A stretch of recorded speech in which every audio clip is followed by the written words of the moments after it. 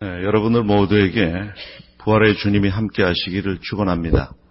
우리가 부활주의를 지낼 때마다 우리 마음속에 과연 그 주님의 부활이 나의 부활인가 하는 그런 생각을 가져보게 됩니다. 여러분이나 저나 똑같이 인생을 살아가는데 우리가 예수 그리스도 안에 살아가면서 우리가 부활의 신앙을 갖지 못한다고 한다면 우리의 믿음이라는 것은 한쪽이 아마 포기된 그런 불완전한 신앙이라고 말할 수 있을 것입니다. 우리가 부활할 수 있는 그 믿음을 다 갖기를 원하는데 과연 그 부활의 신앙이 어떻게 이루어질 수 있는 것인가? 성경 십자가를 이야기합니다. 그 누구보다도 사도 바울은 십자가에 대해서 아주 강한 어조로 수없이 우리에게 말씀했습니다. 십자가 없이는 결코 부활이 있을 수 없다는 것을 우리는 잘 알고 있지요. 어느 교회학교에서 어린이들한테 부활의 이야기를 했습니다. 그리고 우리도 언젠가는 부활하게 될 텐데 어떻게 부활할 수 있을까요? 하고 질문했더니 어린 꼬맹이 하나가 이렇게 대답했습니다. 죽어야 됩니다. 죽어야 됩니다. 예수 그리스도 안에서 죽고 다시 살아나는 것이 부활입니다. 오늘 말씀을 쉬운 성경으로 읽어보면 1절, 2절에 복음에 관한 이야기를 하고 있습니다. 이렇게 기록되어 있습니다. 성도 여러분, 내가 여러분에게 전파한 복음에 대해 여러분에게 알려드리려고 합니다. 여러분이 받아 그 안에 굳게 선 복음 말입니다. 내가 여러분에게 전파한 말씀을 굳게 붙들고 헛되이 믿지 않으면 여러분은 이 복음으로 구원을 얻습니다. 그리고 3절, 4절에 그 복음이 무엇인가를 분명하게 우리에게 말씀해 줍니다. 내가 받은 가장 중요한 것을 여러분에게 전해 주었습니다. 그리스도께서 성경에 기록된 대로 우리 죄를 위해 죽으신 것과 장사 지낸 바 되었다가 성경에 기록된 대로 3일 만에 다시 살아나셨다는 것입니다. 이 두 가지입니다. 우리가 신학을 자유롭게 해석을 해서 이것을 점점 진보시키고 발전시켜서 시대에 맞춰가다 보니까 그 말씀들이 마치 본질인 것처럼 우리가 그것을 전해 듣고 그것대로 살려고 하는 그런 모습들을 갖게 됩니다. 그러나 우리가 분명히 알 수 있는 것은 성경은 변함이 없듯이 여전히 우리의 신앙의 본질은 십자가와 부활이라는 것입니다. 저는 몽골을 통해서 선교하면서 많은 경험들을 해보았습니다. 13년째 되는 동안에 과연 이 십자가 부활이라는 것이 무엇인가, 복음이라는 것이 무엇인가 많은 생각을 해보았습니다. 저도 처음에 가서 한국식의 목회를 해봤습니다. 우리 교단에서 가르친 대로 신학적인 입장에서도 하고 또 목회 방법도 우리가 한국식의 목회를 해보았습니다. 몇 년 동안 그렇게 보았는데 저도 재미가 없었고 그들도 재미가 없었습니다. 여전히 변함이 없었고 여전히 그들은 알코올 중독자고 그들은 거짓말쟁이고 그저 교회에 오는 것이 한 끼 얻어먹으러 오는 사람들이나 선교사를 통해서 한국에 도움을 받고자 하는 그런 사람들이었습니다. 오늘 제가 이런 생각을 했습니다. 내가 또 여기서 똑같은 그런 상황을 겪고 있는데 내가 한국에서 목회에서 실패했던 그것을 다시 반복하는 것으로 내 인생이 끝나지 않는가 하는 그런 두려움 속에 사로잡혔습니다. 그러면서 다시 성경을 읽기 시작했습니다. 그리고 복음이라는 것이 과연 무엇이냐? 이 몽골 사람들 예수님 정말 예자도 모르는 사람들에게 복음은 어떻게 전해져야 되는 것인가 하는 그런 생각을 가져보았습니다. 그리고 하나님 앞에 엎드려 기도하면서 복음이 바로 예수 그리스도라는 사실을 알게 되었고 그 복음이라는 것은 복잡한 것도 아니고 굉장한 이론도 아니고 굉장한 엄청난 그런 모습도 아니라는 것이죠. 예수님이 우리의 죄를 위해 죽으셨고 3일 만에 다시 살아나셔서 그래서 교회가 세워지게 되고 그 사실을 믿는 자들에게 죄사하는 은혜를 주시고 그리고 영원한 생명과 소망을 주신다는 그 사실입니다. 그걸 이루기 위해서 성령을 보내주셨고 성령이 임하실 때 초대교회가 탄생했다는 것이 성경에서 말씀하는 복음이라는 것입니다. 우리가 예전에 예수를 믿을 땐 찬송가들이 대부분 죄사함에 대한 그런 찬송들이었습니다. 기도원에 가지 않아도 우리가 부르는 찬송들의 대부분이 나의 죄에 대한 그런 이야기였습니다. 설교 말씀도 죄에 대한 회개에 대한 그런 이야기를 합니다. 그러나 이 시대에 그렇게 찬송 부르는 교회들이 별로 없습니다. 죄에 대해서 이야기하는 교회들도 별로 많지 않습니다. 그러면 우리가 예전에 50년, 60년 살았던 사람들은 죄인이었고 우리 지금 현재 살아가는 사람은 죄인들이 아니냐 말입니다.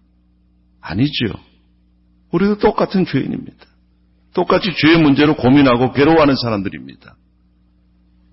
어쩌면 우리가 더 지혜롭게 죄를 지는 죄인이라고 말할 수가 있겠지요. 그러나 이런 문제에 대해서 전혀 타치를 안 합니다. 그러다 보니까 예수를 믿고 교회를 다니면서도 죄에 대한 문제를 해결하지 못한 많은 사람들이 교회를 떠나갑니다. 영국에서 수많은 사람들이 교회가 다 문을 닫고 교회를 다니지 않으니까 젊은 목회자들이 괴로워하면서 교회를 다니지 않는 모든 젊은이들과 사람들에게 이야기를 했습니다. 설문지를 통해서 조사했습니다. 우리의 조상들은 정말 그렇게 열심히 교회를 다녔는데 왕으로부터 모든 사람이 왜 당신들은 교회를 다니지 않습니까? 왜 그렇습니까? 하고 조사해 보니까 가장 큰 질문, 가장 큰 대답이 첫째는 교회에서 하나님을 보여달라는 것입니다. 두 번째로 예수가 그리스도인 것을 증명하라는 것입니다. 무엇으로 증명할 것입니까? 복지기관을 잘 만들어 놓으면 그것이 하나님의 계심을 증명하는 것인가요? 사람들의 마음의 상처를 치유해주는 상담 목회를 하면 그러면 예수 그리스도를 증명하는 것인가요? 전혀 아니죠. 하나님만이 하실 수 있는 일이 무엇이냐는 것입니다. 하나님은 생명을 만드시는 분이시죠. 그건 사람이 할 수 있는 일도 아니고 목사가 하는 일이 아닙니다. 그러나 이 시대 많은 교회들이 목사가 모든 능력이 있어서 다 만들어가는 것으로 생각해서 스타 목사를 교회에 모셔오면 장사 잘 된다고 생각하는 겁니다. 그러다 보니까 문제가 복잡해지죠. 우리가 전할 것은 십자가 부활이라는 사실입니다. 저는 몽골에서 사회 가면서 예수라는 그 이름 자체에 능력이 있다고 믿게 됐습니다. 복잡하게 설명할 것도 없고 신학적으로 이것을 규명하고 가르칠 필요도 없다는 것입니다. 예수님이 당신을 위해 죽으셨습니다. 그리고 당신의 죄를 용서하셨습니다. 그리고 당신에게 영원한 생명과 소망을 주셨습니다. 그거를 증거하기 시작했습니다. 그런데 그들에게 놀라운 변화들이 일어납니다. 그들의 삶이 변했어요. 그리고 그 안에서 예수 그리스도의 모습들이 나타나기 시작했습니다. 사도 바울도 그것을 경험했기 때문에 복음이라는 것은 능력이 있다는 말을 했을 것입니다. 저도 그것을 수없이 경험하고 있습니다. 그 바람에 저같이 못난 사람이 이렇게 핸드폰 안에다가 선교사로서 부끄러운 모습으로 고백하는 그런 글을 실었습니다. 여러분에게 한번 들려주려고 합니다. 제목은 나는 정말 몰랐네요라는 그런 제목입니다. 나는 정말 몰랐네요. 생면부지의 사람들이 날마다 나를 눈물 펑펑 콧물 범벅이 되도록 만들 줄은 나는 정말 몰랐네요. 예수님 예자도 들어보지 못한 이들이 모태 신앙으로 자란 나를 복음의 능력이 왜 위대한지를 알려줄 줄은 나는 정말 몰랐네요. 이들이 나의 못남을 인정하게 하고 교만의 무릎을 분질러듯이 거꾸로 엎드리게 하심을 나는 정말 몰랐네요.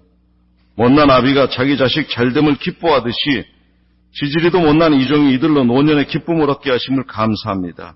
이들로 나의 주인이 오직 예수 그리스도 한 분이심을 알게 하심을 찬양합니다. 주님 나는 정말 몰랐네요. 이 바보를 용서하세요. 이것이 저희 고백입니다. 여러분이 알다시피 저는 모태 신앙이고 어려서부터 목사가 되기로 소원한 사람입니다. 그러나 여러분이 알다시피 저는 그렇게 할 수 있는 그런 사람도 못된 사람이었어요. 신학을 했고 성경도 읽고 성경 박사라는 소리를 들어가면서 어린 시절에 자라났죠. 또 그 믿음 안에 살았어요. 수많은 경험도 하고. 그러나 그 예수 그리스도라는 복음이 나의 삶에서는 전혀 관계가 없었어요. 그럼 몽골에 가서 보니까 참 그 사람들은 저보다 더 딱한 사람들이에요.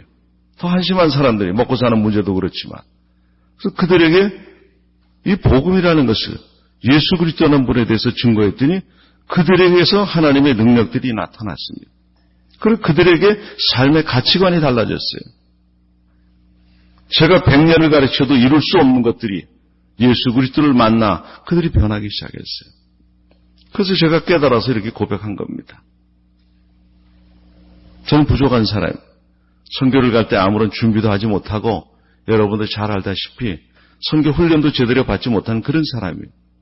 그러나 그곳에 있으면서 그들을 통해서 역사하시는 하나님, 거룩한 성령의 모습을 수없이 경험하고 있습니다. 이 시대 많은 교인들이 교회를 다니면서도 구원의 확신이 없어요. 그래서 죽을 때가 돼가서 병들어 죽게 되면 그거 가지고 고민하는 많은 분들이 있어요.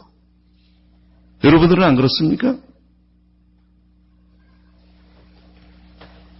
참 부끄러운 얘기예요. 5절부터 보면은 증인이라는 말이 나옵니다.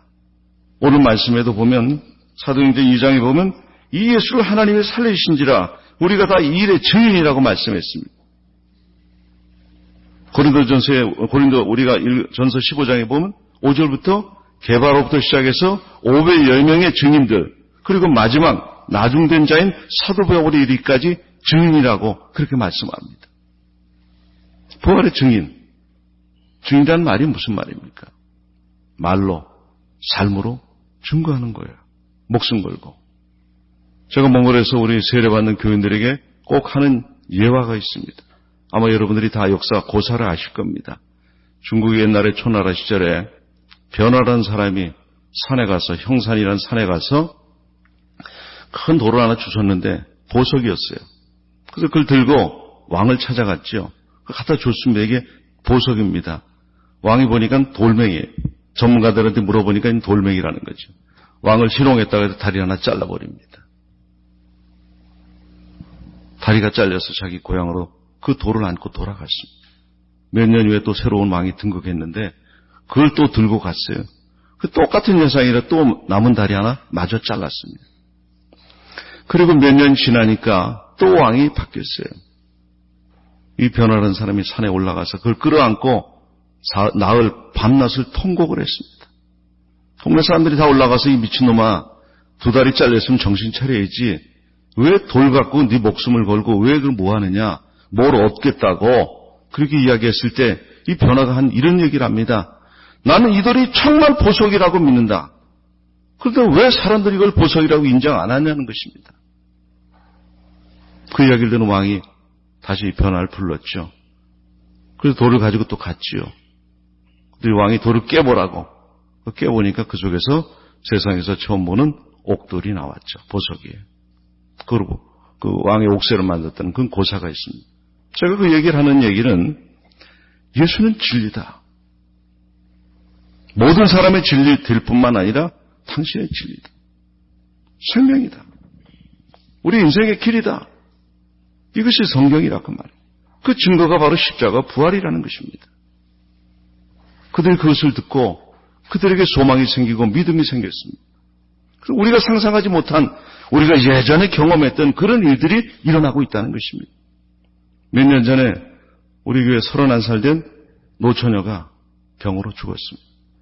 우리 교회 나올 때서부터 몸이 좀 안 좋았는데 온몸이 무력증에 걸려가지고 나중엔 전혀 움직이지 못하고 고개도 움직이지 못하고 말도 하지 못하는 채로 세상을 떠났습니다. 그 가족들이 모두 3세대가 우리 교회를 다닙니다.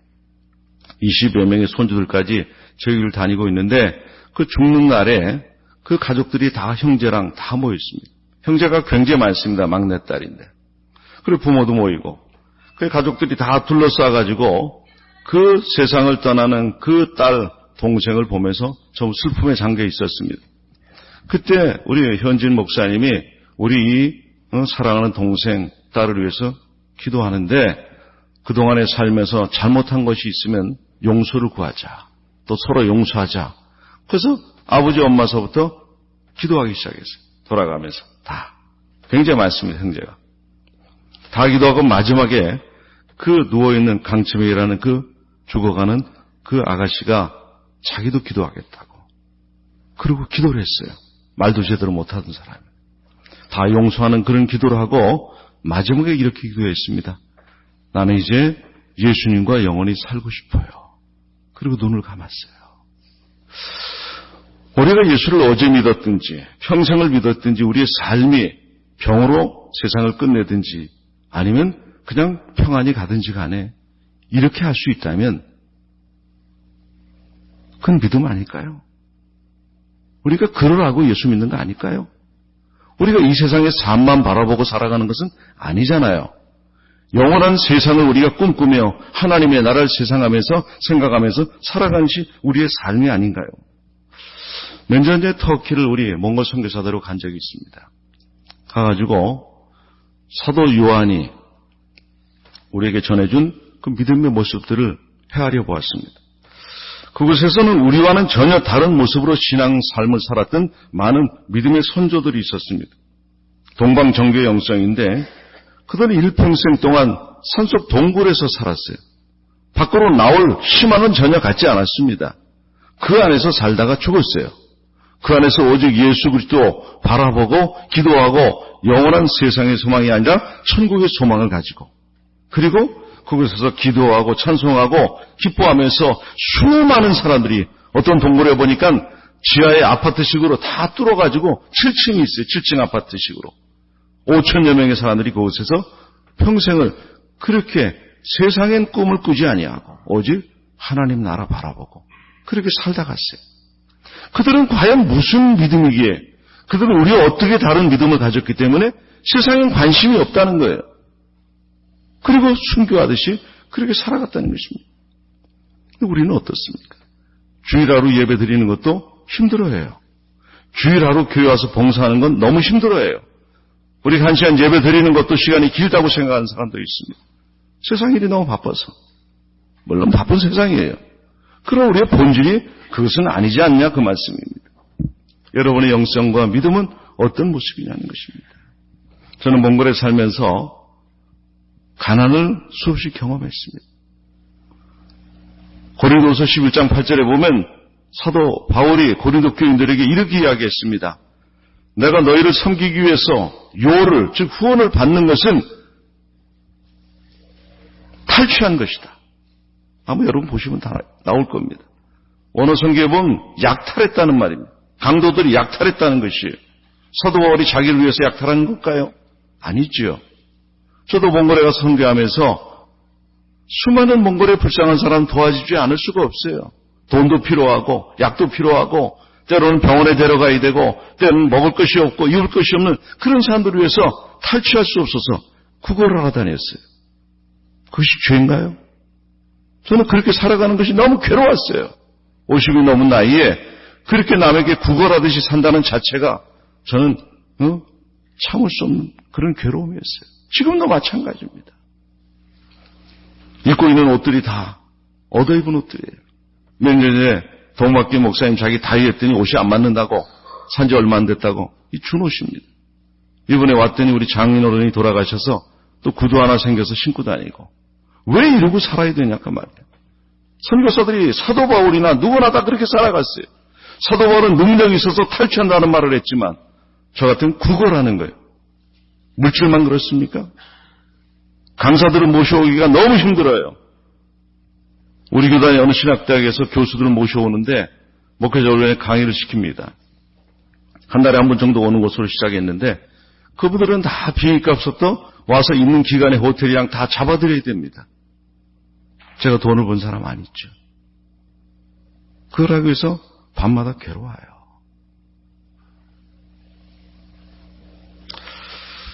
우리는 믿음이라는 것이 과연 무엇이냐는 것입니다. 예수 그리스도의 십자가와 부활을 잃어버리면 우리는 아무것도 아니라는 것입니다. 누가복음 24장에 보면 부활하신 예수님에 대한 증인들에 대한 기사가 나옵니다. 엠마오로 가는 두 제자 이야기가 나오는데 예수님을 만났어요. 부활하신 예수님을. 근데 전혀 알아보지 못했어요. 나중에 떠난 다음에 알았어요. 우리가 이런 아이러니컬한 그런 시대 속에 믿음을 살고 있어요. 예수 그리스도와 함께 평생을 예수의 이야기를 들었음에도 불구하고 정작 예수님을 알아보지 못한다는 겁니다. 왜 그렇습니까? 십자가로 우리 자신이 죽지 않아요. 부활의 소망도 없어요. 그냥 교회를 왜 다니냐? 그냥 다녀요. 저도 그렇게 다녔으니까요. 그리고 어려운 일만 생기면 두려워하고 걱정합니다. 마치 육신이 우리 예수님이 약속하신 영원한 치마인 것처럼 육신 보호하기에 급급한 거예요. 시간이 없어서 한 가지만 말씀을 드릴게요. 우리의 믿음을 회복해야 됩니다. 십자가로 고난을 감사하고 받아야 된다는 것이죠. 작년에 저희 교회가 몽골 교인들의 헌금으로 몽골 선교 역사상 처음으로 예배당을 쳤습니다. 190여 명이 2억이 넘는 돈을 헌금했습니다. 몽골의 대부분에 우리가 2억이라고 하면 아무것도 아니지. 한국은 200억짜리도 있으니까. 근데 2억이라 그러면 다른 교회들이, 몽골의 교회들이 350개에서 400개 정도 됩니다. 지금 전국에. 우리 교단 선교사들이 세운 교회도 25개 정도 됩니다. 그 교회들을 보면은 재정 형편이 1년에 교인들의 헌금이 500만 원이 되지 않습니다. 몽골 교인들의 헌금 전체가 500만 원이 안 되는 교회가 태반이고 1000만 원이 되는 교회가 손가락으로 한 손가락 안에서 꼽을 정도였어요. 이렇게 한 손 안에서요. 그런데 2억을 헌금했다는 것은 이거 넘어설 수 없는 그런 일이에요. 사람이 할 수 없는 일이에요. 190명이 평균으로 말하면 한 사람이 100여만 원의 헌금을 한 건데, 그러면 그 사람들이 받는 서민들의 월급의 5개월치에 해당이 됩니다. 우리가 200만 원을 받고 있다면 1000만 원씩 한 거예요. 한 사람당. 두 사람이 집을 바쳤습니다. 돈으로 이야기하면 한 2, 3천만 원 되는 집들이에요. 다 몽골의 그런 집들이니까. 그들이 예수 믿은 지 얼마 안 된 사람들이에요. 근데 그들이 할 수 있는 그 믿음이 어디서 생겼냐는 것입니다. 제가 특별한 능력이 있어서 그들을 어떻게 홀리듯이 말로 그 사람들을 감동시켰냐? 그거 아니죠. 저는 여러분이 알다시피 참 부족한 사람이에요. 그럼에도 불구하고 그들이 그렇게 드릴 수 있었던 것은, 그래서 몽골에서 아무 선교사도 어느 교회도 이 산을 넘을 수 없다고 생각했던 이 일을 처음으로 했어요. 그랬더니 다른 선교사들이 작년 헌당식에 와서 다 쳐다보고 멘붕 상태가 돼버렸어요. 저보다 더 오래된 선교사도 있습니다. 저보다 교회가 더 교인이 많이 모이는 교회도 있어요. 그러나 이것을 할 수 있다고 생각을 못했어요. 제가 이것을 놓고 5년 전에 한국에 왔을 때 기도원에 가서 며칠 기도를 했습니다. 이번에도 가서 고난주간에서 기도를 했습니다. 5년 전에 기도할 때 우리 교회가 예배당을 져야 될 그런 상황에 있어서 하나님 앞에 기도하면서 하나님 어떻게 져야 되겠습니까? 할 때 마음속에 떠오르기 전에 몽골 교인들의 헌금을 가지고 져야 된다. 어떻게 집니까? 너희 교회가 5년 전서부터 재정이 자립이 돼가는데 누가 한 거냐? 하나님이 하신 것이죠. 그럼 믿고 해야 된다. 믿음이 부족한 제가 그것도 받아들이기 어려워서, 그러면 하나님 증거를 대주세요. 성경 말씀으로. 로마서 11장에 본 마지막 부분에 누가 먼저 드려서 갚으심을 받겠느냐, 그 말씀이 있죠. 그리고 모든 것이 하나님께로 와서 하나님께로 돌아간다는 말씀이 있습니다. 제가 그 말씀을 얻고 기도했습니다. 좋습니다. 그러면 저는 부족해서 감당할 수 없습니다. 그러니 하나님께서 저희 부모님의 그 믿음으로 헌신을 갚아주십시오. 우리 부모님들이, 아버님이 2번의 집을 바치셨어요. 교회 건축을 위해서. 그걸 몽골에서 갚아주세요. 그리고 그 믿음으로 우리 몽골의 목사님과 교인들에게 이야기해서 몇 년 동안 헌금을 거뒀더니 1억이 거쳤어요. 3년 동안에. 그리고 작년에 마지막 나머지를 다 했습니다.